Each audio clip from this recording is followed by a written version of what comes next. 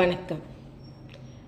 தெய்வ வழிபாட்டிற்கு உரிய நாட்களாக சில குறிப்பிட்ட நாட்களை தான் நம்ம சொல்கிறோம். உதாரணத்துக்கு அமாவாசை, பௌர்ணமி, கிருத்திகை அந்த மாதிரி சொல்லிட்டு இப்போ இந்த மாதிரி நாட்களில் தெய்வீக சக்தி அதிகரித்து காணப்படும். அப்படின்றதுனால தான் அந்த நாட்களில் உரிய முறையில் நம்ம வழிபாடுகளை செய்கிறது மூலமாக நம்முடைய பிரச்சனைகள் அனைத்தும் நீங்கி வெற்றிகளும் மகிழ்ச்சியும் கிடைக்கும். அப்படிப்பட்ட வெற்றிகளை பெறுவதற்கு தவறாமல் வழிபட வேண்டிய நாள் குறித்தும் அந்த மாதிரி இருக்கக்கூடிய நாளோட சிறப்பு குறித்தும் தான் இன்றைய பதிவில் பார்க்க போகிறோம். அப்படி என்னங்க பதிவு அப்படின்னு நீங்கள் யோசிக்கிறீங்களா?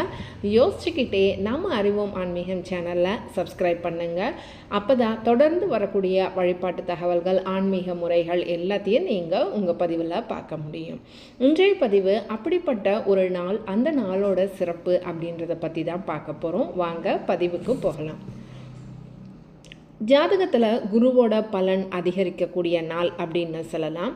வாழ்வில் வெற்றி மகிழ்ச்சியே வேணாம் அப்படின்னு யாரும் சொல்கிறவங்க இருக்க முடியாது. எடுக்கும் காரியங்கள் அனைத்திலையும் வெற்றி கிடைக்கவும் நாம் என்னதான் முயற்சி செஞ்சாலும் அதற்கு தெய்வீக அருள் நிச்சயம் இருக்கணும்.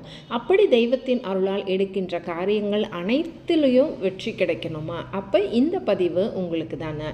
ஒரு குறிப்பிட்ட நாளில் ஒரு குறிப்பிட்ட முறையில் வழிபாடு செஞ்சோம் அப்படின்னாலே கண்டிப்பாக உங்களுக்கு அந்த வெற்றி தானாக வந்து சேரும். அமாவாசை மற்றும் பௌர்ணமிக்கு பிறகு வரும் 9வது திதி தான் நவமி திதி. ஸ்ரீ ராமர் அவதாரத்த திதியான நவமி திதி வழிபாட்டிற்கு மிகவும் உகந்ததாக சொல்லப்படுதுங்க. இது அம்பிகை வழிபாட்டிற்கும் மிகவும் உகந்த நாளாக கருதப்படுது. நவமி திதி வரும் நாளுக்கு முறையாக நீங்கள் வழிபட்டீங்க அப்படின்னா தெய்வ அருள் நிச்சயம் கிடைக்கும். தடைகள் அனைத்தும் நீங்கி வெற்றி கிடைக்கும். எதிரிகளை வெல்வதற்கு உரிய காரியங்கள், போர் போன்ற செயல்களை துவங்குவதற்கு ஏற்ற நாளாக பண்டைய காலத்தில் இந்த முறை பழக்கப்பட்டு வந்ததுங்க. 15 வகையான திதிகள் இருந்தாலும் அவற்றில் 8ஆவதாக வரக்கூடிய அஷ்டமி திதியும் 9ஆவதாக வரக்கூடிய நவமி திதி மட்டும் சுபகாரியங்களுக்கு ஏற்றதல்ல அப்படின்னு சொல்லியிருக்காங்க. அது ஏன் அப்படின்னு யாராவது யோசிச்சிருக்கீங்களா? ஆனால் இந்த 2 நாட்கள் தான் தெய்வீக வழிபாட்டிற்கு ஒரு உகந்த மிகவும் சக்தி வாய்ந்த நாளாக பார்க்கப்படுது. அதுலேயும் வளர்பிறையில் வரக்கூடிய நவமி திதி தடைகள் அனைத்தையும் நீக்கி வெற்றிகளை உங்களுக்கு வாரி வழங்கி தரக்கூடிய ஒரு நல்ல நாள் அப்படின்னே சொல்லலாங்க. துர்க்கை அம்மனின் அருளை பெறுவதற்கு ஏற்ற நாள் அப்படின்னும் சொல்லலாம். அஷ்டமி நவமி பற்றிய புராணங்களில் சொல்லப்படும் கதையில் கூட இது 2மே மகாவிஷ்ணுவால் வரம் பெற்ற திதிகளாக தான் சொல்லப்படுதுங்க. அதனால தான் ஸ்ரீராம அவதாரம் வந்து நவமி திதியில் நடைபெற்றதாகவும், கிருஷ்ண அவதாரம் அஷ்டமி திதியில் மகாவிஷ்ணுவால் நிகழ்த்தப்பட்டதாகவும் சொல்லப்படுது. அதனால தான் அந்த நாட்களை நம்ம கொண்டாடக்கூடிய நாட்களாக நம்ம பார்க்குறோம். நவமி திதியோட சிறப்புகள் அப்படின்னு பார்த்தீங்கன்னா, அஷ்டமியில் தீய சக்திகள் அழிக்கப்படுகின்றன. அதே மாதிரி நவமி திதியில் தெய்வீக சக்தி நிலை பெறுதுங்க.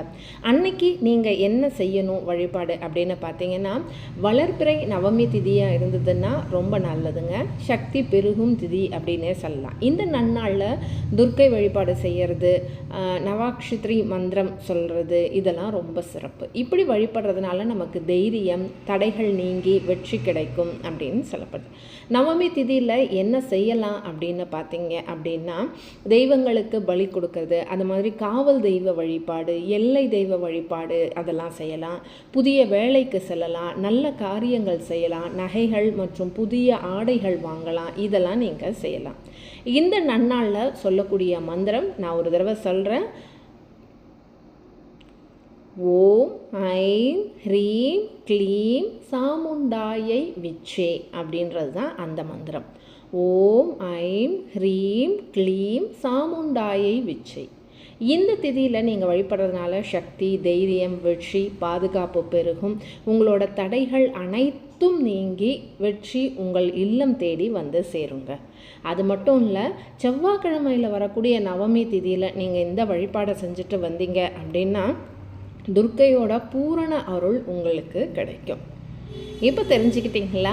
அஷ்டமி திதியில் சுபகாரியங்கள் விளக்கி வச்சுருந்தாலும் தெய்வீக காரியங்களுக்கு உகந்த ஒரு நன்னாள் தான் அஷ்டமி திதியும் நவமி திதியும். இந்த நன்னாளில் நம்பிக்கையோடு வழிபாடு செய்யுங்க. தடைகள் அனைத்தும் நீக்கி வெற்றி வாகை சூடுங்க. இந்த பதிவு உங்களுக்கு பிடிச்சிருக்கோன்னு நம்புகிறேன். பதிவு பிடிச்சிருந்துச்சுன்னா மறக்காமல் நம்ம அறிவோம் ஆன்மீகம் சேனலை லைக் பண்ணுங்கள், கமெண்ட் பண்ணுங்கள், ஷேர் பண்ணுங்கள். மறக்காமல் சேனலை சப்ஸ்கிரைபும் பண்ணுங்கள். உங்களுக்கு ஏதாவது ஆன்மீக தகவல் வேணும் அப்படின்னா கமெண்ட் செக்ஷனில் கமெண்ட் பண்ணுங்கள். அடுத்த ஒரு பதிவில் மீண்டும் சந்திக்கலாம். வாழ்க வளமுடன்.